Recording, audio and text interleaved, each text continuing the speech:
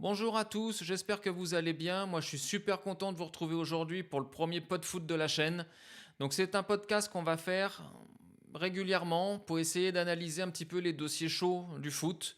Et donc, évidemment, pour le premier, quoi d'autre que le clan Rabiot contre l'Olympique de Marseille.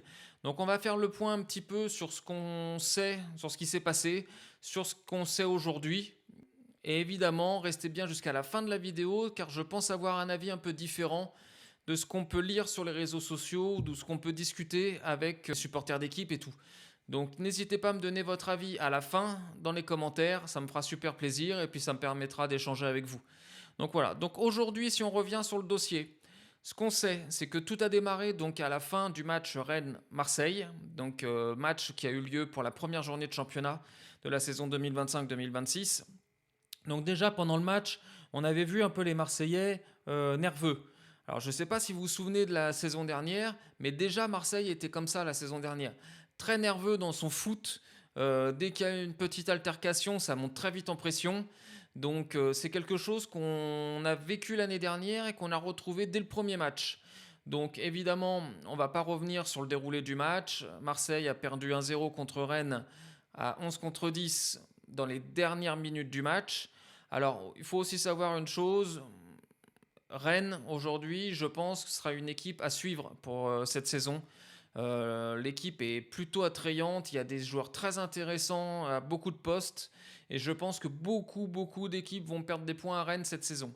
Donc, on verra bien comment se déroule la saison pour les deux équipes. Mais voilà, aujourd'hui, que Marseille ait perdu à Rennes, ça n'a rien de vraiment choquant. C'est le début de la saison.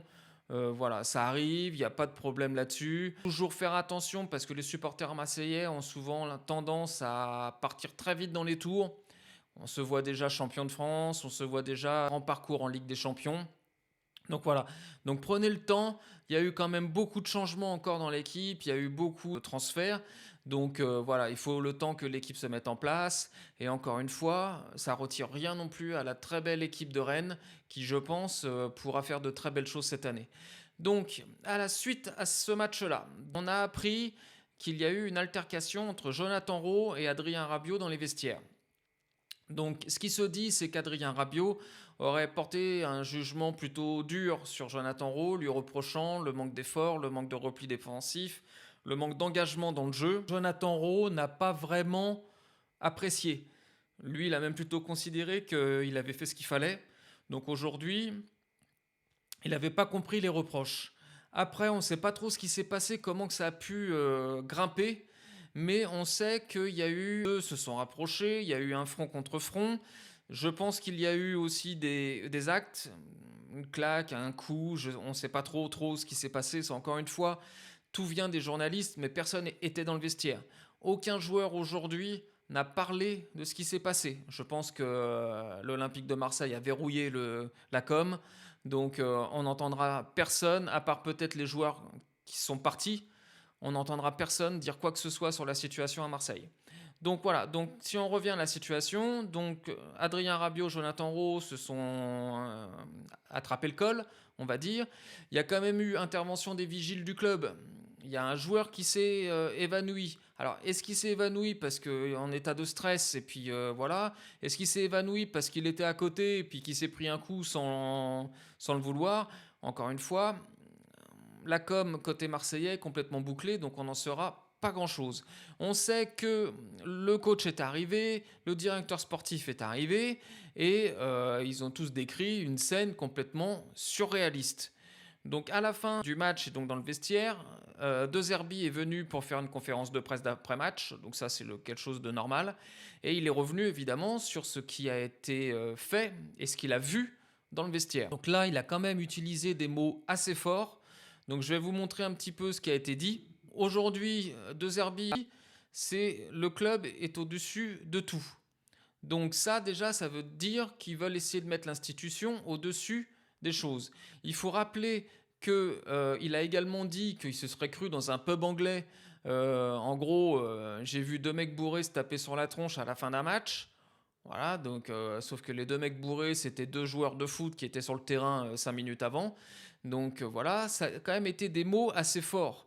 Donc c'est là où je veux quand même un petit peu en venir, c'est que la déclaration de De Zerbi à la fin du match est quand même très fort. C'est-à-dire que je pense qu'il a été un peu choqué par ce qu'il a vu dans le vestiaire. C'est quand même un coach qui a entraîné pas mal d'équipes, toujours entraîné des équipes un peu de caractère. On se souvient qu'à Brighton, c'est pas une équipe qu'on peut manipuler facilement. Les joueurs ont du caractère.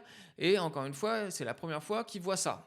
Donc, ça veut quand même dire qu'il y a eu des choses, des faites. Et je pense plus importantes que ce qu'on a pu entendre dans les journaux ou dans les réseaux sociaux. Donc voilà. Donc après, il a continué son discours où il a annoncé qu'il n'allait pas perdre sa dignité juste pour gagner le championnat. Donc ça, c'est quand même aussi une phrase qui est très forte parce que pas perdre sa dignité, quand on parle de dignité d'un homme, c'est en gros ce qu'il a vu dans le vestiaire complètement partir en vrille. C'est-à-dire qu'en gros, il n'a jamais vu ça de sa vie, il sait pas comment gérer la situation. Et ce qui est certain, c'est qu'aujourd'hui, il ne va pas perdre en dignité en se mettant plus bas que les joueurs. Ça, c'est pas possible.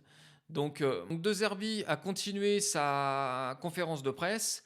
Donc il a rajouté les détails et tout ça. Quand on lui a posé la question de ce qu'il fallait faire pour Adrien Rabiot et Jonathan Rowe, il a tout de suite parlé de ce qu'il y avait possibilité en France, c'était la suspension ou le licenciement. Et à la suite de ça, il a dit qu'il n'allait pas perdre sa dignité juste pour gagner le championnat.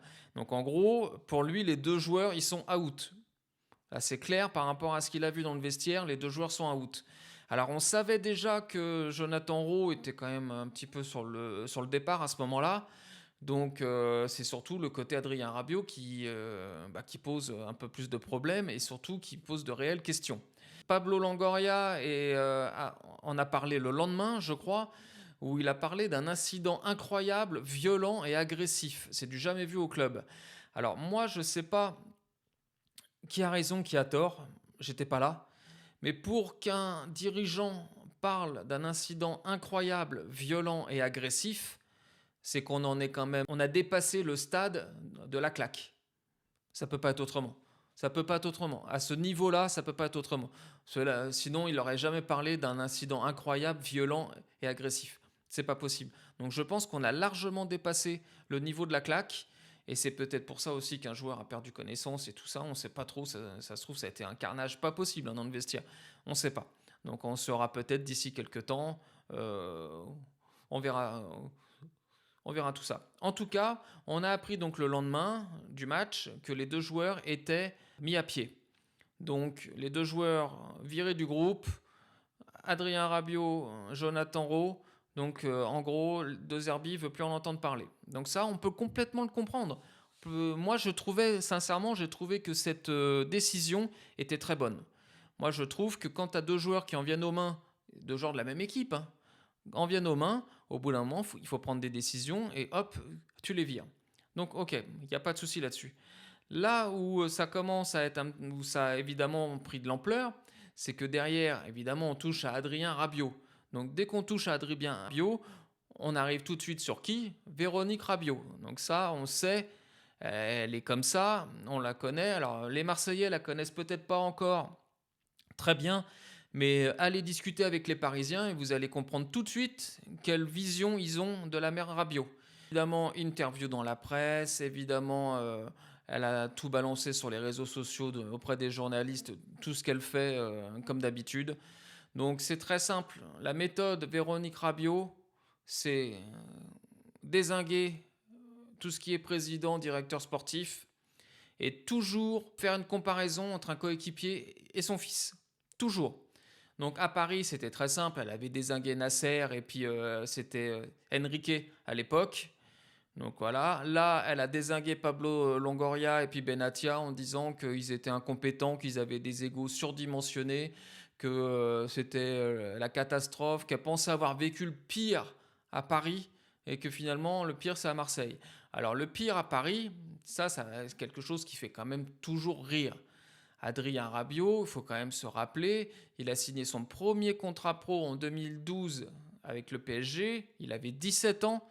En 2014, elle a déjà voulu négocier, ça a toujours été compliqué, elle avait menacé d'un départ, je crois que c'était à la Roma, pour finalement revenir sur ses propos et accepter l'extension de contrat.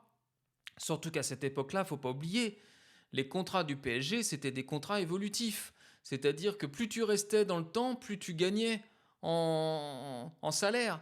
Donc c'était à l'époque, PSG donnait quand même des salaires très importants. En plus, il ne faut pas oublier que Paris avait fait partir Matuidi pour laisser une place à Rabiot.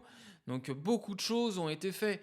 Et à cette époque-là, Véronique Rabiot nous avait sorti quand même une phrase. Il est prisonnier, il est même otage du PSG. Bientôt, c'est au pain sec, à l'eau et au cachot. Donc ça montre quand même la folie de cette femme. Elle est folle. Il faut être clair. C'est qu'elle est folle. Donc elle, il y a une seule chose qui l'a toujours intéressée, c'est l'argent. L'argent, l'argent, l'argent. Donc elle n'a pas voulu prolonger au PSG parce que derrière, il y avait une commission très importante qu'elle voulait si Adrien était donc libre. Donc elle a fait en sorte qu'il ne prolonge pas à Paris. Ils sont partis à la Juve. Elle a empoché un max au niveau commission. À la Juve, il est resté 5 ans. Il a été, au départ, ça a été un taulier. Il a même été vice-capitaine. Et encore une fois, rebelote. Elle a demandé tellement d'argent pour son fils que la Juve, ils ont fait non, non, c'est bon, allez, vous pouvez partir. C'est bon, il n'y a pas de problème. Et donc là, la seule porte de sortie qu'elle a trouvée à cette époque-là, c'était l'Olympique de Marseille. Il ne faut pas se voiler. Adrien Rabiot, à la base, il devait aller ailleurs. Mais sa mère demandait tellement d'argent et tellement de commissions qu'aucun club ne s'est projeté sur Adrien. Et ils ont dû faire énormément d'efforts financiers pour finalement signer à Marseille. Donc voilà, donc la mère Rabiot, elle est connue dans le monde du football. Et sincèrement, il n'y a plus personne aujourd'hui qui veut faire affaire avec elle. Là, ils ont trouvé Marseille inextrémiste. Ça, je les vois pas aller ailleurs. Ou alors, ce sont des gens qui connaissent. Mais sinon, ils iront plus ailleurs. Donc aujourd'hui, la mère Rabiot, c'est ça. Technique, assassiner les dirigeants. Et après, on s'en prend aux coéquipiers. Alors, les coéquipiers, c'est très simple.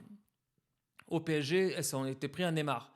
C'est-à-dire qu'en gros, Adrien, à une époque, il avait été suspendu d'un match de Coupe de France. Il avait été dégagé aussi pour un retard de sieste ou je ne sais pas trop quoi. Et donc, évidemment, il avait fait une sortie médiatique à ce moment-là, disant que oui, mon fils est en retard de 6 minutes. Et pendant que d'autres sont partis au carnaval de Rio parce qu'ils sont blessés et tout ça. En faisant évidemment un rapport avec Neymar. Aujourd'hui, elle s'en prend évidemment à Greenwood. Voilà, donc Mason Greenwood a frappé sa femme et il a eu le droit à une seconde chance. Adrien, lui, n'aurait pas le droit à la sienne. Donc voilà, donc technique classique. Premièrement, les dirigeants. Deuxièmement, coéquipiers. Elle a fait ça à Paris, elle fait ça à Marseille. Technique basique. Donc évidemment, à ce moment-là, avec la sortie de Véronique Rabiot, pour moi, le point, il est atteint. Le point de non-retour, il est atteint. Comment aujourd'hui une mère et agent, parce qu'elle est surtout agent, peut se permettre de dire autant de mauvaises choses sur le président et sur le directeur sportif, elle les a dézingués, mais quelque chose de mortel. Comment elle peut dire ça et après espérer que ça se repasse bien? C'est pas possible. Évidemment, entre-temps, Adrien Rabiot avait été mis sur la liste des transferts, comme quoi Marseille voulait s'en débarrasser, à la même hauteur que Jonathan Rowe, qui lui est déjà parti. D'après ce qu'on sait, il a signé à Bologne pour 20 millions d'euros. Donc ça, voilà, donc ça c'est fait. Aujourd'hui, on sait qu'Adrien Rabiot, il a peut-être des touches à Milan. Donc on parle d'un échange entre Benasser et puis Rabiot, ils ont à peu près le même salaire, ça coûte à peu près la même somme. Donc Benasser serait un joueur définitif de Marseille et puis Rabiot il partirait donc au Milan AC. Je ne suis pas sûr. Après le Milan, c'est un coach qu'il connaît puisque c'est Allegri maintenant qui est au Milan. Donc pourquoi pas, ça peut être une solution. Sincèrement, j'y crois pas. À la suite de ça, il faut aussi se rappeler que Benatia, il avait déjà un petit peu botté en touche en disant oui, mais Rabiot partir maintenant, à la fin du mercato, c'est dans une semaine. Qui pour le remplacer, pour retrouver un joueur de qualité identique? Sur le fond, il n'a pas tort. Sur le fond, il n'a pas tort. C'est vrai que c'était donc la semaine dernière, il restait 15 jours. C'est vrai que c'est pas simple. Je suis d'accord. Mais on n'arrête pas de parler d'institutions, on n'arrête pas de parler d'équipe. Donc aujourd'hui, tu as 2 joueurs qui se sont tapés sur la tronche. Pour moi, c'est le moment absolu pour faire parler l'institution du club.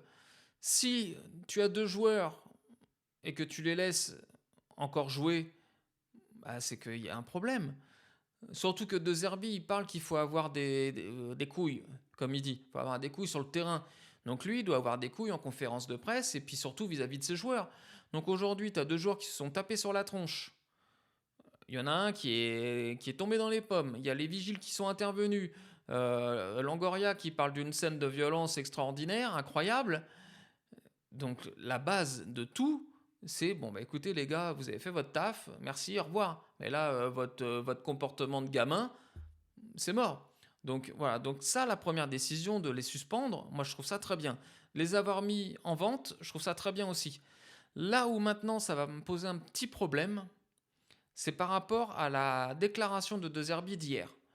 Parce qu'il nous a sorti quelque chose, même s'il a fait une erreur, j'espère qu'il y a la possibilité de recomposer la chose. Ah mais non mon gars, c'est pas possible. C'est pas possible. Tu peux pas parler d'avoir des couilles, de faire respecter le club, l'institution, que ton président parle d'une scène incroyable, que la mère du joueur désigne ton président, ton directeur sportif et tout, pour que une semaine après, tu repars en arrière. C'est pas possible. C'est pas possible. Là, avec quelque chose comme ça, tu perds ton vestiaire pour toute l'année. Là, il n'y a pas de problème. Les joueurs, qu'est-ce qu'ils vont se dire? Ouais, bah finalement, le coach, il parle dans le vide, quoi. Au final, il te dit qu'il faut avoir des couilles sur le terrain, qu'il faut prendre des décisions fortes, qu'il faut ceci, qu'il faut cela. Et puis au moment où il faut en prendre une, il n'y a personne. Alors oui, évidemment que les joueurs, dans un sens, ça les arrange.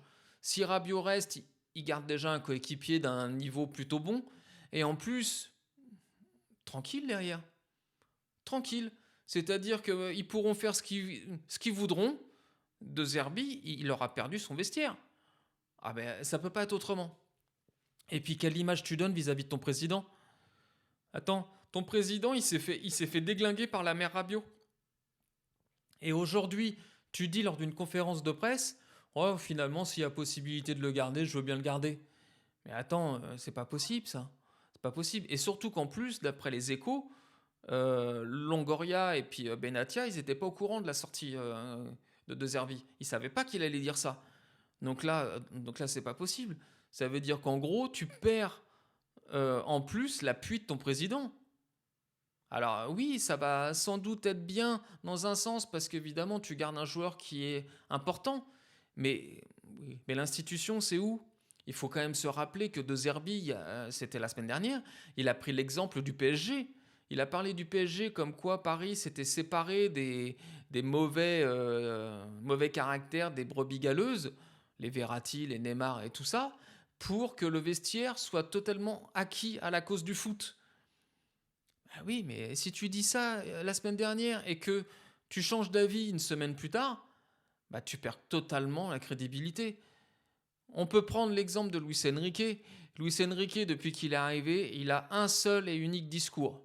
Il veut des joueurs qui se battent les uns pour les autres, qui jouent en équipe. Il veut pas d'histoire extra-sportive. Et le premier qui sort du rang, il dégage. Alors, on peut critiquer Luis Enrique sur beaucoup de choses. Il n'y a pas de problème, c'est pas le sujet du jour. Mais au moins, il a un discours, il s'en tient. Et quand on voit la saison qu'a fait Paris en 2024-2025, on peut que dire qu'il a raison. Donc si De Zerbi aujourd'hui prend l'exemple de Luis Enrique, comme quoi retirer les brebis galeuses, ça permet au club et à l'équipe d'être plus soudés et de ne parler que football, là je suis d'accord avec lui, mais alors fais-le. Tu peux pas à un moment donné dire oui on va faire ci, on va faire ça, et puis faire l'inverse. Ça marche pas comme ça. Et encore une fois, ton président s'est fait déglinguer par Rabiot. Et en plus, la bonne femme Rabiot, c'est une teigne. Donc, elle s'est fait déglinguer par la mère Rabiot. Le fiston, il faut quand même se rappeler qu'au Paris Saint-Germain, on le surnommait le Duc. Donc, le Duc, c'est parce qu'il avait tendance un petit peu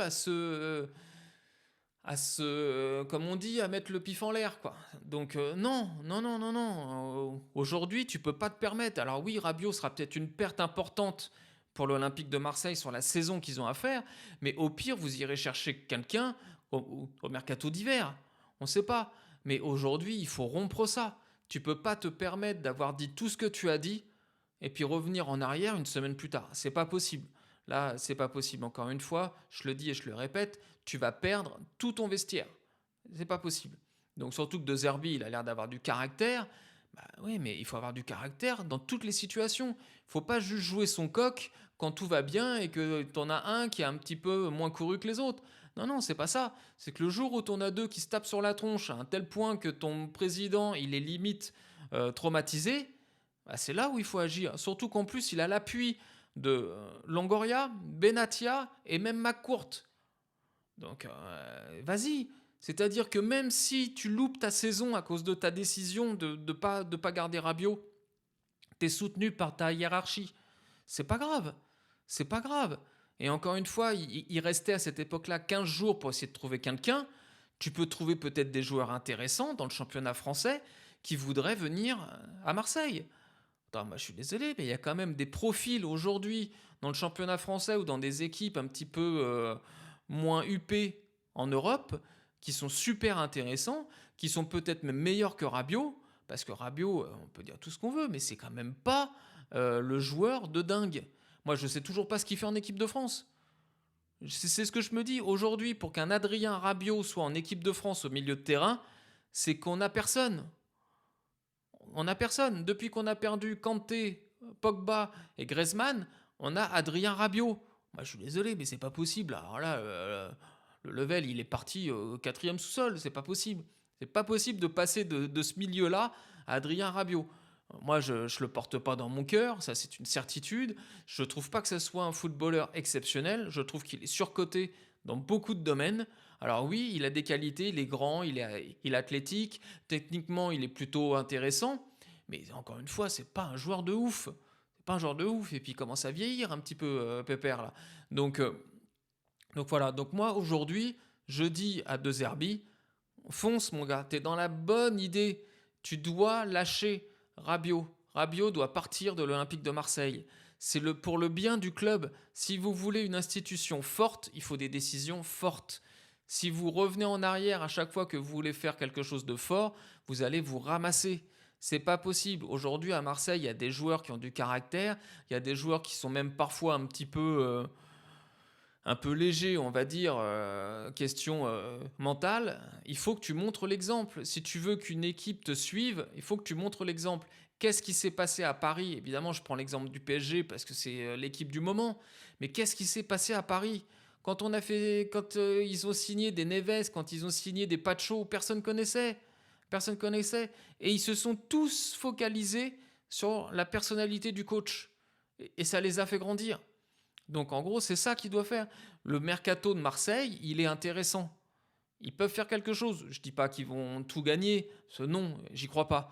Mais ils peuvent faire quelque chose. Mais à condition que tout le monde se réunisse derrière le coach. Mais pour ça, il faut que le coach, ça soit un leader. Il faut que son caractère, les joueurs en disent, bon bah, il assure quoi. Et puis les gars, vous avez vu, si on fait des conneries, on se fait lyncher. Hein. Ils sont droits dans leur pompe, c'est parfait.